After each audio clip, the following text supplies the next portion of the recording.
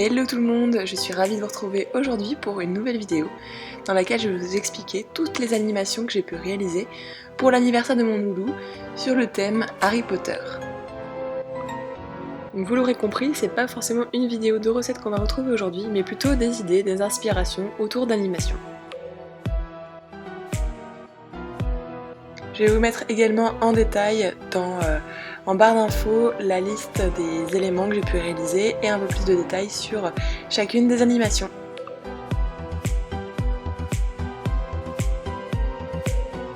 Et on va commencer tout de suite par le détail des préparatifs. Donc pour les invitations, j'ai simplement imprimé un texte que j'avais rédigé, donc une lettre de démission à Poudlard pour chacun des élèves, donc c'était personnalisé à chacun. Sur une autre feuille, j'ai indiqué la liste des cours qu'ils allaient suivre. J'ai également imprimé un billet permettant d'accéder à la voie 9 3/4 et au train, et également la liste des éléments indispensables pour cette nouvelle année scolaire.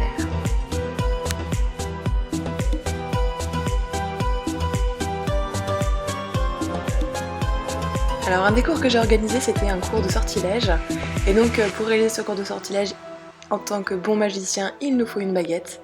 Et donc j'ai utilisé des baguettes de noisetier que j'ai d'abord affiné un peu au bout. Ensuite j'ai utilisé pour certaines baguettes du papier aluminium pour leur donner une forme un peu plus généreuse. Donc pour l'exemple que vous voyez ici, c'est la baguette de Harry Potter que j'ai essayé de reproduire.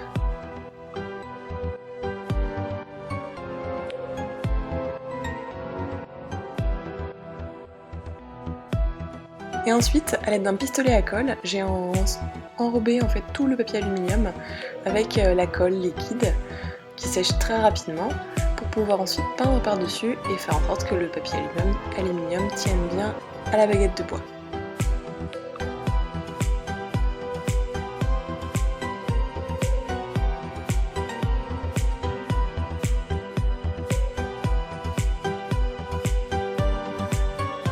Pour les autres baguettes, j'avoue que j'ai pas forcément suivi des modèles de baguettes spécifiques. J'ai plutôt inventé, j'ai créé des baguettes très particulières et adaptées à chaque élève. Donc voilà, j'ai par exemple utilisé de la colle, le pistolet à colle pour créer des étages avec un peu plus de relief sur le bas de la baguette. Et j'ai parfois aussi collé des perles sur la colle directement quand elle était encore chaude. Ou alors j'ai intégré aussi des éléments. Donc sur une des baguettes j'ai intégré une tête de mort et puis sur une autre des araignées en plastique.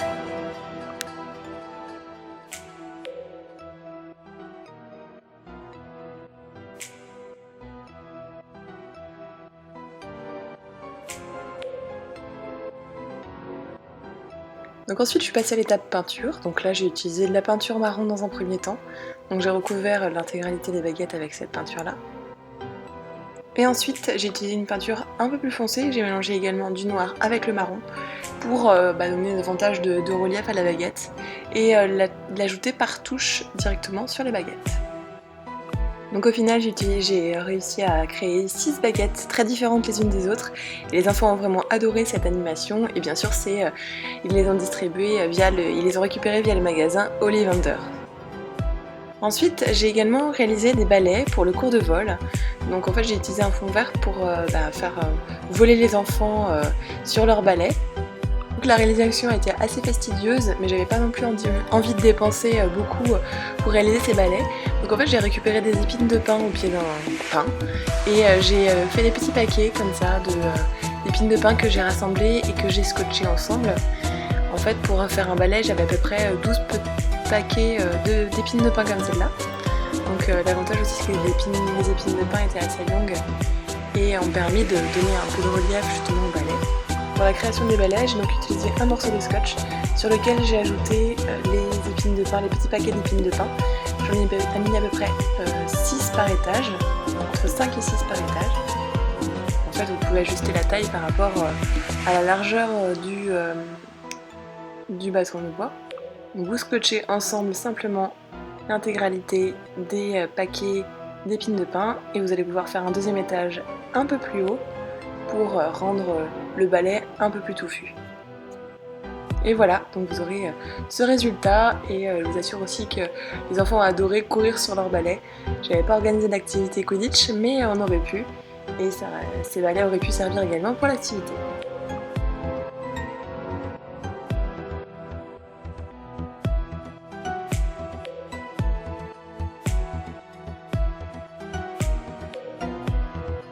J'ai également réalisé une piñata pour la fin de la journée. Les enfants se sont vraiment défoulés sur la piñata, ça leur a bien plu et ils ont repéré aussi au début le détraqueur qui trônait dans le jardin. Donc ça a fait son petit effet. Donc pour la réaliser, j'ai utilisé 2 sacs en papier que j'ai d'abord découpé et j'ai fixé un à un sur un cintre en plastique. Et pour fixer le sac en papier sur le cintre, j'ai utilisé du ruban de masquage, donc le ruban qu'on utilise pour la peinture. J'avais ça sous la main. C'est vrai que ça se déchire bien, c'est facile, ça colle bien ça adhère bien aux deux matières. Bien sûr, on n'oublie pas d'ajouter les bonbons avant de refermer le sac. Et donc comme je vous disais, pour plus de résistance du sac, je l'ai doublé en intégrant un deuxième sac par-dessus.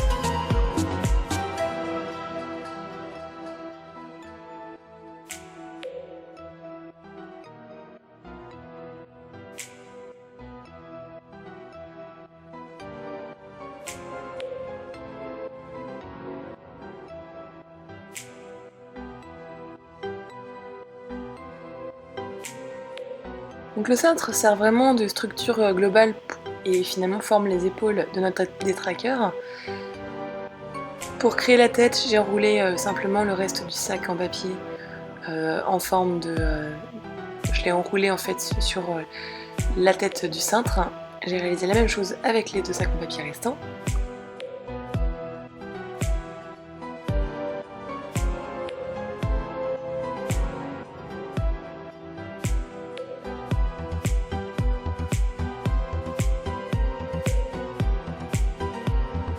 Et ensuite j'ai utilisé juste des sacs en papier type sac qu'on utilise pour les légumes, les fruits et légumes, que j'ai comprimé pour former une sorte de boule que j'ai placée de chaque côté pour former l'ovale du visage et de la tête du détraqueur. J'ai ensuite recouvert l'intégralité de la tête du détraqueur avec du ruban de massage également. Alors à ce moment-là, j'ai également attaché du fil de fer pour pouvoir accrocher le détraqueur sur un arbre ou sur un support. Donc j'ai fixé un morceau de fil de fer assez long autour du cintre et j'ai formé un cercle, une attache tout en haut pour pouvoir le fixer sur le support.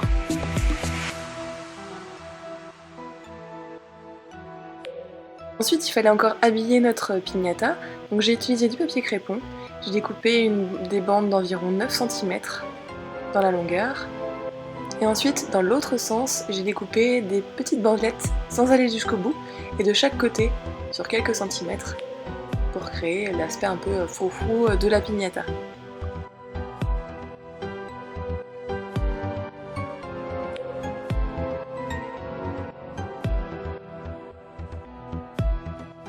Une fois qu'on a tout coupé, on déplie. Donc là, même en l'occurrence, c'est pas grave si c'est pas hyper régulier, ça ira très bien pour un détraqueur justement. On replie un côté sur l'autre.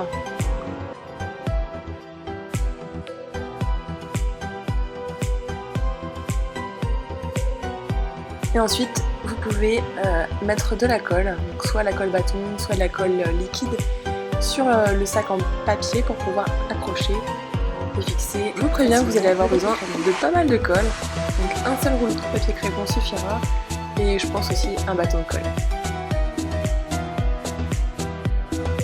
Et vous faites pareil pour tous les étages au-dessus du sac.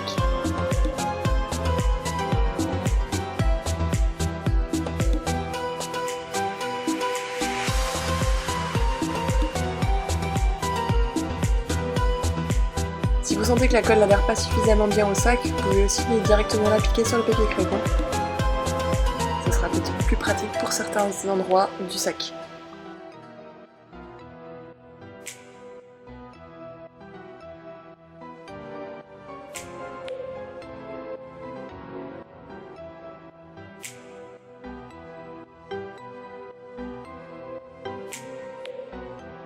Vous allez procéder pareil pour les deux côtés, les deux faces de la piñata. Et pour le dessus, pour cacher le haut du cintre, j'ai également appliqué du papier crépon sur les épaules.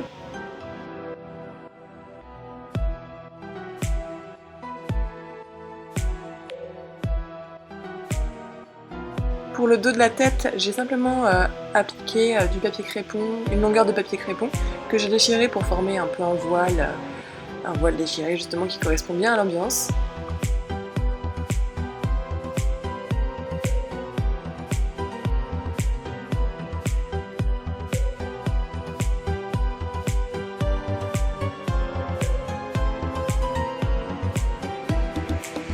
La tête de la piñata étant blanche, ça ne correspondait pas à l'ambiance qu'on souhaite donner à un des trackers, donc j'ai peint son visage en noir.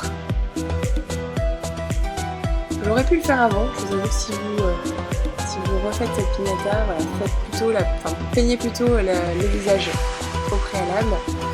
Ensuite j'ai formé les bras, donc pour former les bras, j'ai utilisé à nouveau du fil de fer.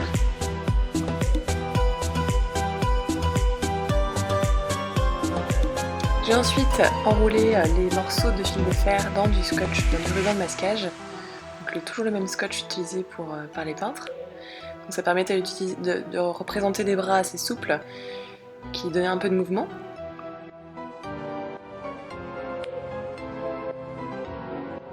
Et pour les mains, j'ai utilisé à peu près les mêmes techniques. Donc j'ai divisé, je suis pas allée au bout de la main finalement avec le fil de fer.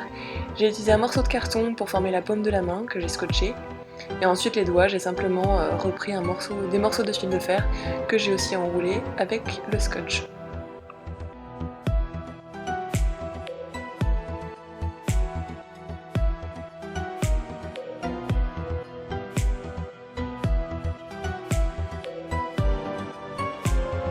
Donc, grâce au cintre, j'ai pu placer directement au bon endroit les bras de la piñata.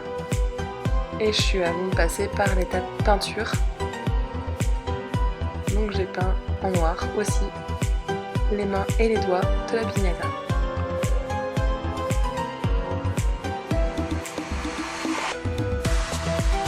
Donc voilà ce que ça a donné au final. Je l'avais accroché directement à un arbre. Donc les enfants se sont vraiment régalés à faire cette activité. Ils ont pu en plus tous taper dans la piñata. Donc ils avaient les yeux bandés, un manche à balai pour taper dedans. Et voilà le dernier instant de la piñata. Donc je vous rappelle que pour le gâteau au chocolat, j'ai également fait une vidéo dédiée au gâteau. Donc vous pourrez le voir plus en détail dans cette vidéo. Mais sachez que j'ai réalisé les gâteaux au chocolat avec un décor terrain de Quidditch. Et donc vous retrouvez cette vidéo sur ma chaîne YouTube également. Et sur cette vidéo, je vous explique aussi comment réaliser les accessoires et les décorations du gâteau, le vif d'or et les cercles, les buts de Quidditch. Donc à présent, je vais vous faire une synthèse des différentes animations que j'ai réalisées. Donc finalement, les élèves, comme je vous disais, ont suivi les cours de Poudlard. L'anniversaire a commencé avec la cérémonie de la répartition, avec un choix-peau magique que les enfants positionnaient sur leur tête. Et j'avais enregistré ma voix avec des textes justement qui permettaient de répartir les élèves dans chaque maison. Ensuite, j'aurais donné un badge et ils ont également colorié une cravate que j'ai placée avec un élastique autour de leur cou. Ils ont également eu un cours de botanique pendant lequel ils ont pu réaliser des mandragores, un cours de sortilège où ils ont utilisé leur baguette magique pour réaliser des sorts et lancer des sorts à l'équipe adverse, des cours de vol pendant lesquels j'ai essayé donc de les faire voler sur un fond vert. J'avoue que tout n'a pas super bien fonctionné, mais c'était sympa. Un cours de créature magique, il fallait sauver les œufs de dragon et donc il y avait un parcours relais, il fallait emmener les œufs d'un bout à l'autre. Et leur cours préféré, c'était le cours de potions. Donc j'avais réalisé un livre de potions et pioché une potion et devait réaliser la potion en mélangeant les ingrédients. Et également la piñata qui a donc bien clôturé cette journée. J'espère que cette vidéo vous aura plu autant qu'elle a plu aux enfants. J'espère qu'elle vous aura donné de nombreuses idées. Et moi je vous dis à bientôt pour plein de nouvelles recettes.